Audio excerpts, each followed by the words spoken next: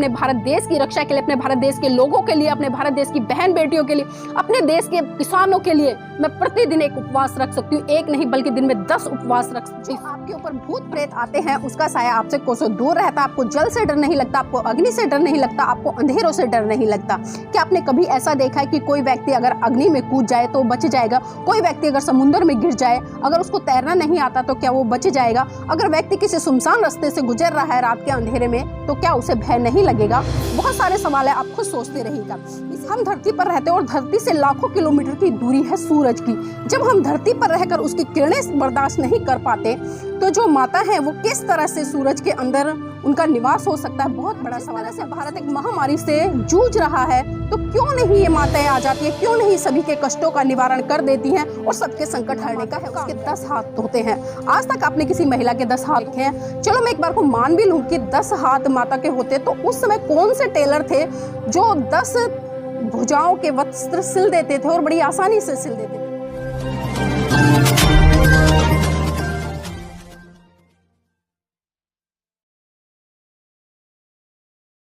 जय भीम, नमो बुद्धाय। आप देख रहे हैं एनबी न्यूज 24/7 नीलम बोध के साथ। साथियों, आज एक बहुत ही महत्वपूर्ण चर्चा को लेकर आपके बीच में हूँ। जैसा कि आप सभी जानते हैं कि 7 अक्टूबर से नवरात्रों की शुरुआत हो चुकी है और लगातार 15 अक्टूबर तक नवरात्रे चलेंगे। इन 9 दिनों में अलग अलग देवियों की पूजा की जाएगी, उनकी आराधना की जाएगी और लोग उन 9 देवियों से अपनी मन्नतें मांगेंगे। क्या वास्तव में ऐसा होता है कि हम किसी के लिए व्रत रखते हैं, किसी का पूजा पाठ करते हैं, किसी के लिए आराधना करते हैं तो हमारी जो भी मनोकामना है वो पूरी हो जाती है? तो इन्हीं कुछ विशेष बातों को लेकर आपके बीच में आज मैं चर्चा करूंगी। साथियों, सबसे पहले तो ये वीडियो खासकर उन लोगों के लिए है जो आज भी कहीं ना कहीं पढ़े लिखे होकर भी विज्ञान को नकारते नजर आते हैं और रूढ़िवादी परंपराओं, पाखंड और पूजा पाठ में अपने आप को लिप्त पाते हैं। और खासकर यहाँ पर मैं एक आग्रह और करना चाहूंगी, जो भी भाई बहन यहाँ पर अपने विचार साझा करेंगे कमेंट के माध्यम से कम वो अपशब्दों का इस्तेमाल ना करें। और अपशब्द जो व्यक्ति बोलता है वो अपनी सभ्यता, अपने धर्म, अपनी जाति का अच्छे से बखान कर देता है और अपने जो संस्कार है, जो परिवार से उसे मिले, उनका भी बखान कर देता है कि उसकी परवरिश किन संस्कारों में हुई है। अपने बात को स्वतंत्र रूप से रखने का हर व्यक्ति को अधिकार है, चाहे वो किसी भी विषय पर ही क्यों ना हो। साथियों, इन तीज त्योहारों को लेकर मेरे मन में बहुत सारे सवाल उठते हैं और समय समय पर जब भी कुछ इस तरह के पर्व या त्योहार या व्रत आते हैं तो उन पर मेरे मन मस्तिष्क में बहुत सारे सवाल कौंधने लगते हैं और उन्हीं सवालों को लेकर आपके बीच में आती हूँ। साथियों, मेरे सवाल होते हैं, सवाल मैं छोड़कर जाती हूँ। निर्णय आपको करना होता है कि आप किस दिशा में चलें, आपको किन बातों को मानना है और किन बातों को नहीं मानना है। हम किसी को बाध्य नहीं कर सकते, मेरे विचार अलग हो सकते हैं, आपके विचार अलग हो सकते हैं, लेकिन फिर भी हमें एक दूसरे की बातों का सम्मान करते हुए उन बातों को सुनना चाहिए और उन बातों पर चिंतन मनन करना चाहिए। क्या जो बात कही गई है वो कितनी सत्य है और कितनी तार्किक है, या सिर्फ हम खाली लकीर के फकीर ही बनते आ रहे हैं कि जैसा किसी ने कहा हमने उन बातों को हूबहू ऐसे ही अपने जीवन में धारण कर लिया। और ये वीडियो खासकर मैं बहुजन समाज के उस बहुत बड़े तबके के लिए बना रही हूँ जो SC ST माइनॉरिटी और OBC है, क्योंकि साथियों हम देखते हैं कि जो ऐसे समाज का तबका है वो तो इन रूढ़िवादी परंपराओं से बहुत बड़े स्तर पर निकल आया, लेकिन आज भी कहीं ना कहीं हम देखते हैं जो मेरा OBC समाज है वो आज भी इन रूढ़िवादी परंपराओं में अटका पड़ा है। अब मैं बात करती हूँ उन 9 देवी की जिनको प्रतिदिन पूजा जाएगा, जिनकी आराधना की जाएगी, जिनके लिए उपवास किए जाएंगे। साथियों, जैसा कि हिंदू धर्म शास्त्रों में लिखा है और बताते हैं हिंदू लोग कि पहला जो व्रत होता है वो शैलपुत्री का होता है। यहाँ पर मैं आपको बताते चलूं कि जो नवरात्र है जिसमें कि दुर्गा की पूजा की जाती है और दुर्गा के ही उन 9 रूपों के बारे में मैं यहाँ पर चर्चा करना चाहूंगी कि दुर्गा के वो 9 रूप कौन कौन से हैं जो 1 दिन से लेकर और 9वें दिन तक लगातार चलते हैं। तो सबसे पहले हिंदू धर्म ग्रंथों में बताया गया है कि सबसे पहला होता है शैलपुत्री। जी हाँ, शैलपुत्री। शैलपुत्री देवी की आराधना की जाती है, उसकी उपासना की जाती है, उसके लिए व्रत रखा जाता है। और जिस तरह से हिंदू धर्म के लोग पूजा पाठ, कर्म कांड या जिस तरह से जो भी क्रियाकलाप उस दिन करते हैं आप सभी भली भांति परिचित है और वो भी जानते होंगे। लेकिन यहाँ पर बताया गया कि जो शैलपुत्री है उसका वाहन है बैल। साथियों ध्यान से सुनिएगा, जो शैलपुत्री देवी है उसका वाहन है बैल और माता शैलपुत्री की पूजा करने से सर्वशक्ति प्राप्त होती है। मतलब इनका साफ साफ ये है कि जो व्यक्ति माता शैलपुत्री की पूजा करेगा इसकी शक्ति उस बैल की तरह होगी, जिस तरह से आप किसी बैल को कंट्रोल में नहीं कर सकते। लेकिन मैं एक सवाल और पूछना चाहूंगी कि क्या आज आपने किसी भी बहन बेटी या किसी देवी को बैल पर यात्रा करते देखा है? शायद मैंने तो नहीं देखा होगा। और जब भी हम देखते हैं कि गलियों में जो सांड या बैल घूमते रहते हैं, हम उनको डंडा मारकर हाँकने का काम करते हैं और उनको भगा देते हैं। एक तरफ तो हम गाय को अपनी माता कहते हैं, लेकिन दूसरी तरफ उसी का जो पुरुष साथी है बैल, उसको हम डंडे मारकर और सांड से शब्दों से संबोधित कर सकें। तो आप देखिए कि किस तरह का दोहरा मापदंड यहाँ पर अपनाया जाता है। साथियों, मैं दूसरे दिन की बात करूंगी जिसको कि ब्रह्मचारिणी माता के रूप में मनाया जाता है। ब्रह्मचारिणी माता ये भी मतलब दुर्गा का ही दूसरा रूप है, जिसको कि ब्रह्मचारिणी माता कहा गया है। इसमें बताया गया है कि इनको ब्रह्मचारिणी इसलिए कहा गया क्योंकि इन्होंने लगातार शिव को प्राप्त करने के लिए बहुत ही अखंड तपस्या की थी और पूजा की थी ताकि उनको शिव मिल सके। अब एक तरफ तो ब्रह्मचारिणी कह रहे और दूसरी तरफ वहीं वो एक पति के लिए जो कि शिव जी हैं उनको पाने के लिए अखंड तपस्या करती हैं, व्रत करती हैं। तो आप इस शब्द को समझने का प्रयास कीजिए कि ब्रह्मचारिणी, आप अच्छे से जानते हैं कि ब्रह्मचारिणी का मतलब क्या होता है। इसी के साथ साथ मैं तीसरे दिन पर आती हूँ। तीसरे दिन चंद्रघंटा माता का व्रत किया जाता है जो कि शेर की सवारी करती है और बताया गया है कि उनके 10 हाथ हैं। अब सोचने वाली बात यह है कि कोई महिला या कोई देवी शेर पर कैसे बैठ सकती है। हमने दिल्ली के चिड़ियाघर का भी एक हादसा देखा था कि एक युवा लड़का है उसमें गिर गया था और शेर ने वहां पर उस लड़के को मार दिया और अपना भोजन उसको बनाया। तो अब ये बताइए कि आप किस तरह से एक महिला, चाहे आप उसको माता कहें, वो शेर की सवारी कर सकती है। और दूसरी बात ये कि जो यहाँ पर कहा गया है कि जो चंद्रघंटा माता है उसके 10 हाथ होते हैं। आज तक आपने किसी महिला के 10 हाथ होते हुए देखे हैं? चलो मैं एक बार को मान भी लूं कि 10 हाथ माता के होते, तो उस समय कौन से टेलर थे जो 10 भुजाओं के वस्त्र सिल देते थे और बड़ी आसानी से सिल देते थे? साथियों, ये बात मैं कर रही हूँ बहुत समय पहले की, लेकिन अगर आज मैं वास्तविकता की बात करूँ कि आज किसी के घर में बेटी पैदा होती है और उसके 2 से ज्यादा हाथ हो जाते हैं तो हम बड़े ही आश्चर्यचकित रह जाते हैं कि ये क्या हुआ, कैसे रखेंगे, और न जाने किस किस तरह की हमारे मन में बातें आती हैं।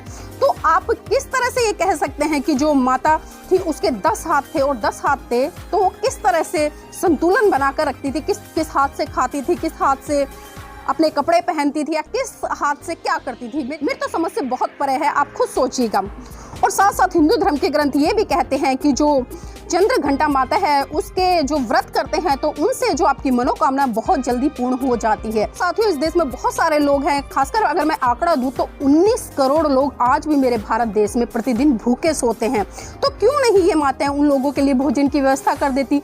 आज भी जो लोगों के तन पर वस्त्र नहीं है तो क्यों नहीं इस तरह की माताएं उनके वस्त्रों की व्यवस्था कर देती? और आज जिस तरह से भारत एक महामारी से जूझ रहा है तो क्यों नहीं ये माताएं आ जाती है, क्यों नहीं सभी के कष्टों का निवारण कर देती हैं और सबके संकट हरने का काम करती हैं? साथियों, आती हूँ मैं 5वें दिन पर। 5वें दिन जिस माता का व्रत होता है उसको कहा गया है कुष्मांडा माता।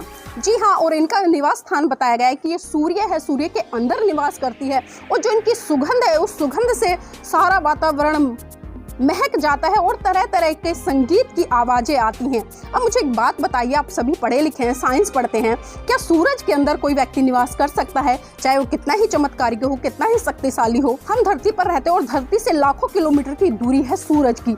जब हम धरती पर रहकर उसकी किरणें बर्दाश्त नहीं कर पाते तो जो माता है वो किस तरह से सूरज के अंदर उनका निवास हो सकता है? बहुत बड़ा सवाल है साथियों, सोचिएगा।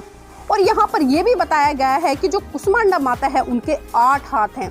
साथियों, जैसा कि मैंने पहले भी बताया था कि चंद्रघंटा माता है उनके 10 हाथ होते हैं और जो कुष्मांडा माता है उनके 8 हाथ हैं। और इसी के साथ साथ इनके धर्म ग्रंथ ये भी कहते हैं कि अगर जो इस व्रत का पालन करता है अच्छे से, उसके सभी कष्ट दूर हो जाते हैं, उसको किसी भी तरह का रोग नहीं रहता है। अब एक बात बताइए साथियों कि आए दिन हम देखते हैं कि मेरे भारत देश में बहुत सारी बीमारी हैं, चाहे उसमें बीपी हो, शुगर हो, ब्लड प्रेशर हो, अटैक हो या दुर्घटनाएं हो। इस तरह की घटनाओं से आए दिन हम अपने देश के लोगों को मरते हुए देखते हैं। तो क्या हमें सही मायनों में खाली इन व्रतों को करके सारे अस्पतालों को बंद कर देना चाहिए, अपने बच्चों को डॉक्टर बनाना बंद कर देना चाहिए? क्योंकि एक माता के व्रत रखने से अगर ये सारे कष्ट दूर हो जाते हैं तो बुद्धिमता तो इसी में है कि हमें सरकारी अस्पताल ना खोलकर, प्राइवेट अस्पताल ना खोलकर, अपने बच्चों को डॉक्टर ना बनाकर, बल्कि खाली एक व्रत करने से सभी संकटों और सभी रोगों से मुक्ति पा लेनी चाहिए। और और इसी के साथ साथ साथियों मैं बात करूंगी 5वें दिन की। और जो 5वां दिन होता है वो स्कंद माता का होता है और बताया जाता है कि जो स्कंद माता है उसके 4 हाथ हैं। साथियों आप ध्यान से देखते रहिएगा कि 10 हाथ, 8 हाथ और फिर 4 हाथ, और ये भी शेर की सवारी करती हैं। फिर वही सवाल है, आप खुद सोचिएगा। और बताया जाता है कि इससे जितने भी बाल रोग होते हैं वो दूर हो जाते हैं। इसी के साथ साथ साथियों मैं बात करूंगी 6ठे दिन की। 6ठे दिन माता कात्यायन का व्रत किया जाता है और उनकी भी जो सवारी है वो शेर है और इनकी भी 4 भुजाएं हैं। और इसी के साथ साथ में बताया गया है कि माता कात्यायन का व्रत करने से माता कात्यायन आपको 4 फल देती है, जिसमें कि धर्म, अर्थ, काम, मोक्ष। तो आप इन शब्दों को भली भांति जानते हैं कि इनका क्या मतलब है। और इसी के साथ साथ मैं बात करूंगी 7वें दिन पर। जब 7वां दिन आता है तो कालरात्रि, जो कालरात्रि माता है उसका व्रत किया जाता है। अब इसमें मैं आपकी जानकारी के लिए बता दूं कि जो ग्रंथों में लिखा है उसमें कहा गया है कि जो कालरात्रि माता है उसकी 3 आंखें होती हैं। क्या आज तक आपने किसी की 3 आंखें देखी हैं? अगर हमारे शरीर के पार्ट में कोई भी पार्ट एक्स्ट्रा निकल आए तो हमें बड़ा ही अजीब लगता है और दूसरे को भी बहुत अजीब लगता है। और यहाँ पर बताया गया है कि उनकी जो सवारी है वो गधा है। जो पहली माताएं थी उनकी सवारी किसी की बैल थी, किसी की शेर थी, लेकिन यहाँ पर जो कालीरात्रि माता है उनकी सवारी है गधा है। जिस गधे को आज आप बोझ उठाने के लिए इस्तेमाल करते हैं उस गधे की सवारी कालरात्रि माता जी करती हैं। और इसी के साथ साथ आपको बताती चलूं कि कालरात्रि माता के व्रत करने से जो आपके ऊपर भूत प्रेत आते हैं उसका साया आपसे कोसों दूर रहता। आपको जल से डर नहीं लगता, आपको अग्नि से डर नहीं लगता, आपको अंधेरों से डर नहीं लगता। क्या आपने कभी ऐसा देखा है कि कोई व्यक्ति अगर अग्नि में कूद जाए तो बच जाएगा? कोई व्यक्ति अगर समुद्र में गिर जाए, अगर उसको तैरना नहीं आता तो क्या वो बच जाएगा? अगर व्यक्ति किसी सुनसान रास्ते से गुजर रहा है रात के अंधेरे में तो क्या उसे भय नहीं लगेगा? बहुत सारे सवाल है, आप खुद सोचते रहिएगा। इसी के साथ साथ में साथियों मैं बात करती हूँ महागौरी। इसी के साथ साथ मैं बात करती हूँ 8वें दिन की, जिसको कि महागौरी के नाम से इसी के साथ साथ मैं बात करती हूँ 8वें व्रत की, जो कि महागौरी के नाम से मनाया जाता है। साथियों इसमें भी महागौरी जो माता है उनके 4 हाथ होते हैं। और सबसे बड़ी बात ये कि जो यहाँ पर महागौरी माता है वो मात्र 8 साल की हैं। अब 8 साल की उम्र से आप अंदाजा लगा सकते हैं कि हम किसी भी 8 साल की बच्ची को माता का दर्जा देते हैं। जब तक एक महिला विवाहित नहीं हो जाती, उसके बच्चे नहीं हो जाते, हम उसको माता का दर्जा नहीं देते। लेकिन यहाँ पर जो ये व्रत है, लेकिन यहाँ पर जो एक ग्रंथ है वो आपको 8 साल की बच्ची को माता बोलने के लिए, माता मानने के लिए बाधित कर रहे हैं। तो आप सोच सकते हैं। और इनकी सवारी भी बैल बताई गई है और ये आपको सभी कष्टों से, सभी पापों से दूर रखती है अगर आप सच्चे मन से इनकी आराधना करते हैं तो। इसी के साथ साथ आती हूँ मैं साथियों 9वें दिन पर, जिसको कि सिद्धि विधि रात्रि माता के नाम से मनाया जाता है। अब इन माता के भी 4 हाथ होते हैं और ये कमल पर बैठी होती हैं और सभी की मनोकामनाएं पूरी करती हैं। अब एक बात बताइए कि आपने कोई ऐसा व्यक्ति देखा है कि जो कमल पर बैठ जाए, और कमल पर बैठ भी जाए तो क्या कमल उसका भार सहन कर पाएगा?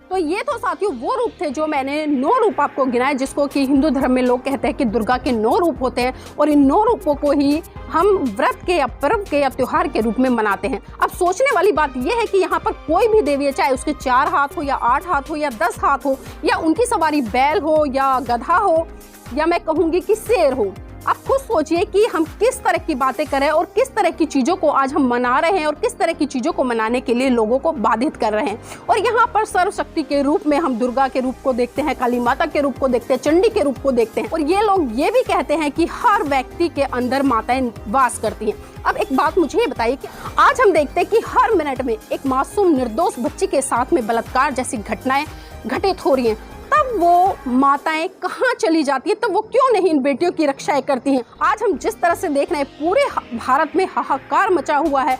आज छोटी छोटी बच्चियों को जीवन को खिलने से ही पहले उजाड़ दिया जाता है, तो तब वो माताएं कहाँ चली जाती हैं?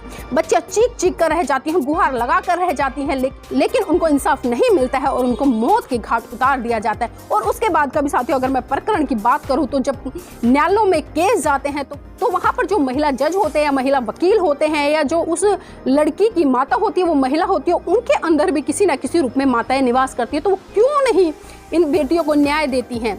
आज जिस तरह से हमारे भारत देश की दुर्दशा हो रही है, चाहे वो शिक्षा के क्षेत्र में बात कर लूँ या मैं बेरोजगारी के क्षेत्र में बात कर लूँ या पिछले 10 महीने से जो किसान आंदोलन चल रहा है, किस तरह से आप देख रहे हैं। मेरे देश के वासियों, अगर इन व्रतों को रखने से या पूजा पाठ करने से या जितने भी क्रियाकलाप आप इन पूजा पाठों में करते हो, अगर इनको करने से आपकी मनोकामनाएं पूरी होती है, मेरी मनोकामनाएं पूरी होती है, तो मैं आपको गारंटी से कहती हूँ, मैं अपने भारत देश की रक्षा के लिए, अपने भारत देश के लोगों के लिए, अपने भारत देश की बहन बेटियों के लिए, अपने देश के किसानों के लिए मैं प्रतिदिन एक उपवास रख सकती हूँ। बल्कि एक माता के नहीं, बल्कि मैं हजारों माताओं के उपवास रख सकती हूँ। लेकिन शर्त मेरी यह है कि मेरे देश से गरीबी मिटनी चाहिए, मेरे देश से अशिक्षा मिटनी चाहिए, मेरे देश से जो बेरोजगारी की मार मेरे देश का युवा झेल रहा है वो खत्म हो जानी चाहिए। लेकिन मैं अच्छे से जानती हूँ कि इन सभी चीज़ों से कुछ होने वाला नहीं है। सिर्फ ये चीज़ें काल्पनिक है और ये काल्पनिक चीज़ें यहाँ पर मन गढ़ंत लोगों ने बनाई हुई है। और खासकर उसमें मैं बात करूँ तो 2 वर्ग आते हैं, एक ब्राह्मण समाज आता है और दूसरा आता है वैश्य समाज। क्योंकि साथियों, हम अच्छे से जानते हैं कि जो ब्राह्मण समाज है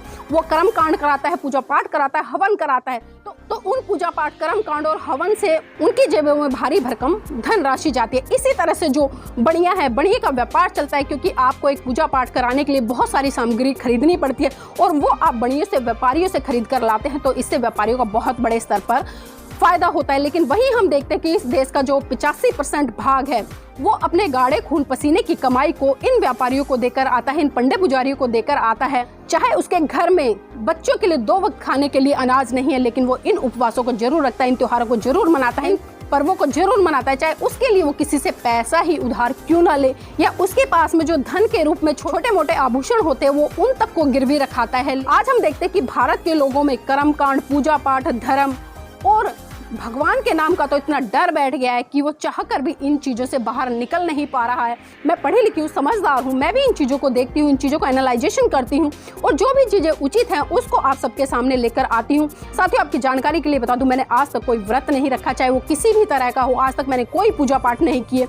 मैं सक्षम हूँ, अपने अधिकारों को जानती हूँ और मुझे पता है कि मुझे अपने अधिकार कैसे लेने हैं।